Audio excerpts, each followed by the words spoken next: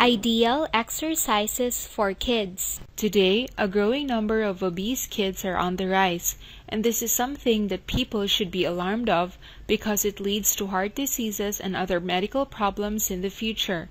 And we know for a fact that when we exercise, our bodies reap numerous benefits. Yoga. At an early age, you can let your kids join yoga classes. This may seem new, especially for parents who are not into yoga, because there are yoga classes out there that are meant for kids as early as 3 years old.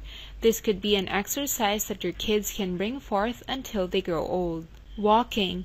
This is one easy and very inexpensive exercise regimen that you can actually do with your kids. Instead of taking a ride to school and work, if they happen to be close by, you can spend early morning walks together.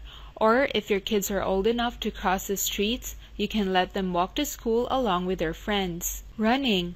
Running may seem more of a regular activity for kids rather than a form of exercise. Kids get really excited to do things with other kids, so why not let them get into a friendly running marathon in the neighborhood or do this with their siblings? Swimming. Kids are definitely big fans of the swimming pool, especially during those hot summer days. We have to admit that swimming pools are almost everywhere, and there are numerous pool parks that we can go to.